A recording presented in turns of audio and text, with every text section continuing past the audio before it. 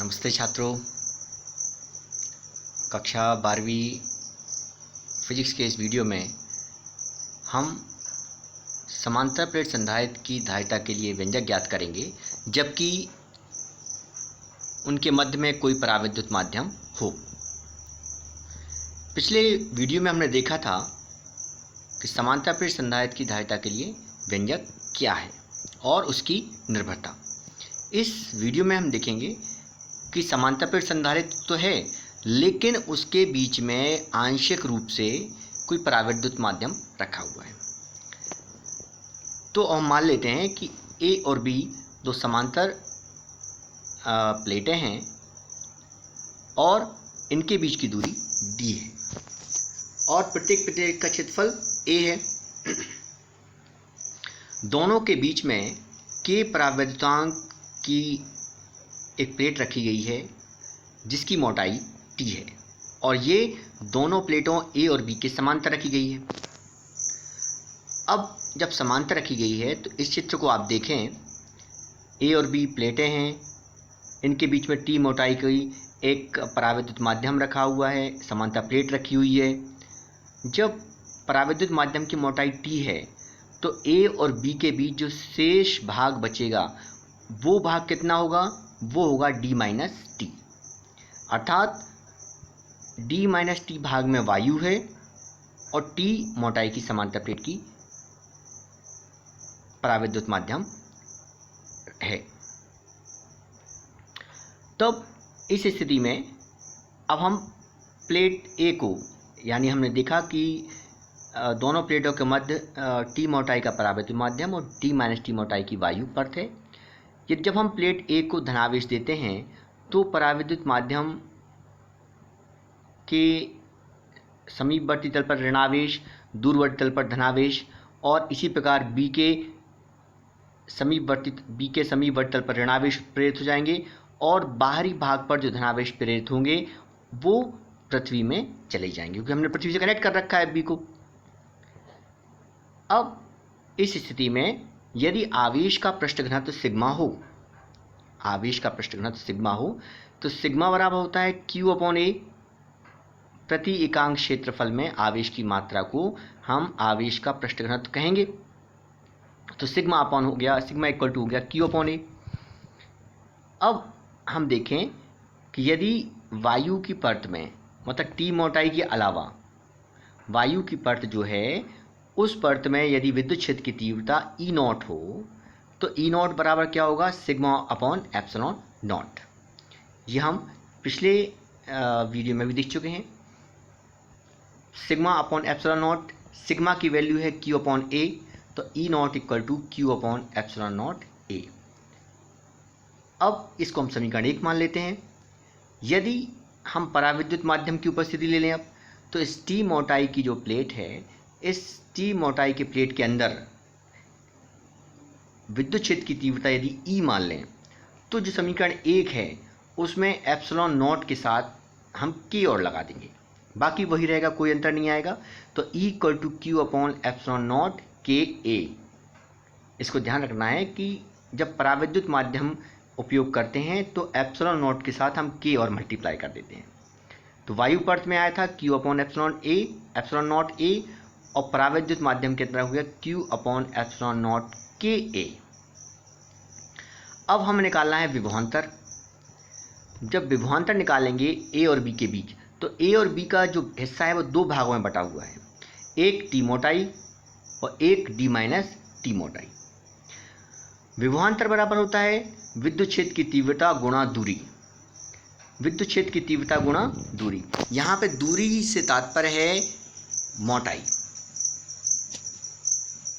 तो यहाँ पर दो मोटाई हम लेंगे, एक है पराविद्युत माध्यम की मोटाई और एक है वायु परत की मोटाई। पराविद्युत माध्यम की मोटाई T है और विद्युत क्षेत्र की तीव्रता E है।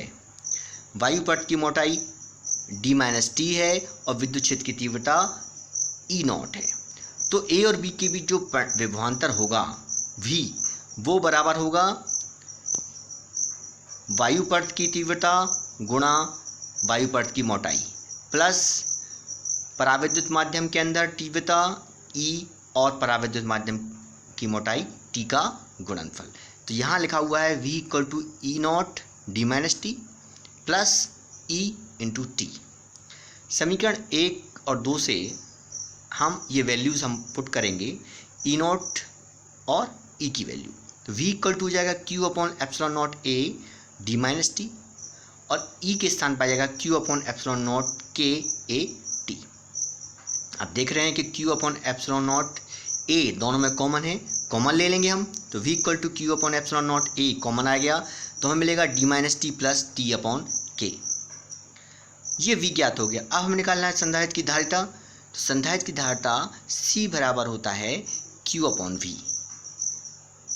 तो यहाँ पर हम v की वैल्यू रख देंगे। तो c equal to q upon जो v की वैल्यू हमने निकाली है, यहाँ से आप देख लें v की value q upon epsilon naught a D minus T plus T upon k। ये पूरी वैल्यू हम अपॉन हर में रखेंगे। जब हर में रखेंगे तो q से q कैंसिल होगा और जो एप्सिलॉन नॉट a है ये ऊपर जाएगा। तो epsilon naught a upon D minus T plus T upon k। अब इसको हम थोड़ा सा और नीचे वाले हिस्से को रीअरेंज कर लें तो एप्सिलॉन नॉट a ऊपर सेम रहेगा, नीचे d में कोई चेंज नहीं आएगा, लेकिन जो t minus T plus T upon के है तो minus T plus T upon के में से t कॉमन ले लेंगे। तो माइनस टी कॉमन लिया तो हमें मिल जाएगा 1 माइनस 1 अपॉन के। तो इस प्रकार c इक्वल टू हमें ये संधारित्र की धारिता प्राप्त हो गई है जो कि परावैद्युत माध्यम की उपस्थिति में है, जबकि परावैद्युत माध्यम आंशिक रूप से रखा हुआ है। तो इस प्रकार हम देखते हैं जब परावैद्युत, नीचे हम देख रहे हैं कि d में से कुछ ना कुछ माइनस हो रहा है, तो इससे ये पता चल रहा है कि हम समांतर प्लेट संधारित्र की प्लेटों के बीच में कोई परावैद्युत माध्यम रख दें आंशिक रूप से तो संधारित्र की धारिता बढ़ जाती है। अब आगे हम देखें संधारित्र का समूहन, ग्रुपिंग ऑफ कैपेसिटर्स। कभी कभी हमें संधारित्र का मान ज़्यादा चाहिए होता है, कभी कभी हमें संधारित्र का मान कम चाहिए होता है, परंतु हमारे पास यदि संधारित्र की उपलब्धता नहीं है तो हम उनका समूहन कर देते हैं, ग्रुपिंग करते हैं। ये दो प्रकार का होता है, एक श्रेणी क्रम सीरीज़ में और एक समांतर क्रम पैरेलल ग्रुपिंग। तो सबसे पहले हम सीरीज में ग्रुपिंग देखते हैं। सीरीज में ग्रुपिंग के लिए ये डायग्राम है। इसमें हम क्या करते हैं, सबसे पहला संधारित्र होगा, उस पहले संधारित्र की पहली प्लेट को दूसरे संधारित्र की, पहले संधारित्र की जो पहली प्लेट है उस पर हम आवेश देंगे और पहले संधारित्र की दूसरी प्लेट को दूसरे संधारित्र की पहली प्लेट से जोड़ते हैं, दूसरे संधारित्र की दूसरी प्लेट को तीसरे की पहली प्लेट से जोड़ते हैं और तीसरे संधारित्र की दूसरी प्लेट का संबंध हम पृथ्वी से कर देते हैं। जब हम पहले संधारित्र की पहली प्लेट को प्लस क्यू आवेश देते हैं तो प्रेरण क्रिया द्वारा दूसरी प्लेट के पास वाले तल पर माइनस क्यू आवेश प्रेरित हो जाता है और दूरवर्ती तल पर धनावेश प्रेरित हो जाता है। दूसरी पट्टी का संबंध, चूँकि संधारित्र दूसरे संधारित्र की पहली प्लेट से है तो ये स्वतंत्र आवेश दूसरे संधारित्र की पहली प्लेट पर चले जाते हैं। और इसी प्रकार आगे जब हम बढ़ते जाते हैं तो तीसरे संधारित्र की पहली प्लेट पर भी धनावेश होगा और दूसरी प्लेट पर ऋणावेश, और दूसरी प्लेट के बाहरी भाग पर, तीसरे संधारित्र की दूसरी प्लेट के बाहरी भाग पर जो धनावेश प्रेरित होना थे, इनका संबंध पृथ्वी से होने के कारण वो पृथ्वी में चले जाते हैं। तो इस प्रकार हम देखते हैं कि प्रत्येक संधारित्र की पहली प्लेट पर धनावेश और दूसरी प्लेट पर ऋणावेश होता है। अब हम ये मान लेते हैं कि संधारित्र की धारिता C1, C2 और C3 है और इनके विभव क्रमशः V1, V2 और V3 है। यहाँ ये ध्यान देना है, जब सीरीज में जोड़ेंगे, श्रेणी क्रम में जोड़ेंगे तो कुल आवेश बराबर होगा लेकिन विभवांतर अलग अलग होगा। अब मान लें कि इनके विभवांतर क्रमशः V1, V2, V3 है तो कुल विभवांतर, परिणामी विभवांतर हो जाएगा V equal to V1 plus V2 plus V3। समीकरण 1 मान लेंगे। परंतु V1 इक्वल टू क्या होता है, Q upon C1, V2 equal to Q upon C2 और V3 equal to Q upon C3। तो ये मान हम समीकरण 1 में रखेंगे। जब समीकरण 1 में रखेंगे तो हमें मिल जाएगा V equal to Q upon C1 plus Q upon C2 plus Q upon C3। अब Q कॉमन ले लेंगे हम, तो 1/C1 plus 1/C2 plus 1/C3 bracket में आ जाएगा। यदि परिणामी धारिता C हो, तीनों की अलग अलग धारिता C1 C2 C3 है, लेकिन यदि हम सामूहिक धारिता निकालें तीनों की सामूहिक धारिता यदि हम C मान लें, तो V इक्वल टू हो जाएगा Q/C। V equal to Q/C, तो ये मान हम समीकरण 2 में रखेंगे। तो Q/C इक्वल टू हो जाएगा Q 1/C1 1/C2 1/C3, Q से Q कैंसिल हो जाएगा, तो 1/C equal to 1/C1 plus 1/C2 plus 1/C3। तो इस प्रकार हम देखते हैं कि जब हम श्रेणीक्रम समूहन करते हैं संधारित्रों का, तो जो परिणामी धारिता का जो व्युत्क्रम है वो प्रत्येक संधारित्र की विद्युत धारिता के व्युत्क्रम के योग के बराबर होता है। अगला हम समूहन देखते हैं समांतर क्रम समूहन। इस समूहन में थोड़ा सा आप चित्र अलग देख लें। इस समूहन में आप देख रहे हैं कि तीनों संधारित्र जो हैं, तीनों संधारित्र C1 C2 और C3, इनकी पहली प्लेट को बिंदु A पर कनेक्ट कर रखा है और दूसरी प्लेट को बिंदु B पर कनेक्ट कर रखा है। इस स्थिति में हम देखेंगे जब हम A को बिंदु A पर प्लस Q आवेश देते हैं, तो ये आवेश इन तीनों संधारित्रों की धारिताओं के अनुपात में अलग अलग विभाजित हो जाता है।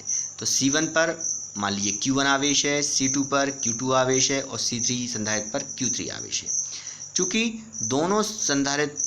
तीनों संधारित्र एक ही बिंदु से जुड़े हुए हैं, इसलिए प्रत्येक के बीच विभवांतर भी समान होगा।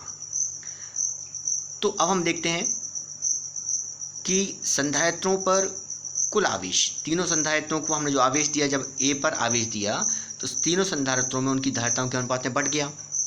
इस संधारित्र को Q1 Q2 आवेश प्राप्त हुआ है, तो Q बराबर कितना हो जाएगा, Q1 plus Q2 plus Q3। और इन संधारित्रों की धारिता क्रमशः C1 C2 C3 हैं, तो और इनके बीच में प्रत्येक संधारित्र के लिए विभवांतर V है, अतः Q1 equal to C1V, Q2 equal to C2V और Q3 इक्वल टू C3V। ये मान हम रखेंगे, तो Q इक्वल टू मिलेगा C1V plus C2V plus C3V। V common ले लेंगे, तो Q equal to Q1 plus C2 plus C3V हो जाएगा। यदि परिणामी धारिता C हो, तो Q बराबर हो जाएगा CV। ये मान हम समीकरण 2 में रखेंगे, V से V कैंसिल होगा, तो C बराबर C1 plus C2 plus C3। ये श्रेणी क्रम में संधारित्रों को जोड़ने पर उनकी तुल्य धारिता के लिए व्यंजक है। तो इस स्थिति में कह सकते हैं कि परिणामी विद्युत धारिता प्रत्येक संधारित्र की विद्युत धारिता के योग के बराबर होती है। तो इस प्रकार इस वीडियो में हमने देखा कि समांतर प्रेरित संधारित्र की धारिता का व्यंजक, जबकि आंशिक रूप से पराविद्युत माध्यम रखा हुआ है, तथा संधारित्रों का समूहन, श्रेणीक्रम समूहन और समांतर क्रम समूहन। आशा है आपको ये वीडियो पसंद आया होगा। अगले वीडियो तक के लिए फिर इंतजार कीजिए। तब तक के लिए नमस्कार।